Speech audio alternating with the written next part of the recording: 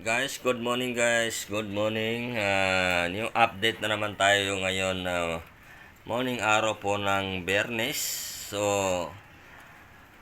ito lang guys, yung ngayon sa bagyong Imong. Medyo humihina ngayon ng kanyang bagsak. Kagabi kasi guys, napakalakas ng ulang kagabi. Saka may dala po siya ng hangin. Tingnan nyo lang ito guys. Nasira ang kanilang bubong dahil po sa dulot ng hangin kagabi na si Imong. Ito naman sa malaking hindi pa ito natatapos pero naglalagay po sila ng mga sa bintana. Mga kanya-kanyang plastic, harang para hindi naman gaano makapasok ang tubig pero napakalakas ng hangin kagabi. Pumapalo. Tingnan nyo lang ito guys, hinarangan nila ito. Ito yung plastic na yan, buong buo yan pero napupunit lang yan kagabi. Kikita nyo natin yung sa puno na niyog, no?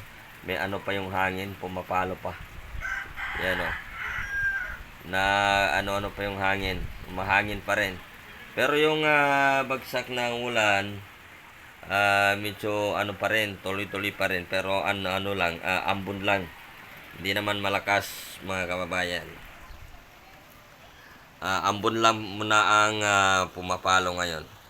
Pero yung naman sa dyan sa pier, nakita ko lang yung mga nandito kanina, no? Tuloy-tuloy ang kanilang trabaho.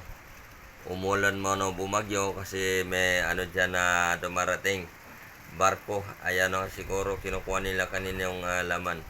Pero para nagpapahinga muna. Ito yung isa kumikilos pa. Yung isa na container van. Crane ng container van. Yan po yung sa mga karga po ng mga container van. So dito naman sa baba, kasi yan, nakikita natin dyan sa baba yung dyan, medyo pa guys,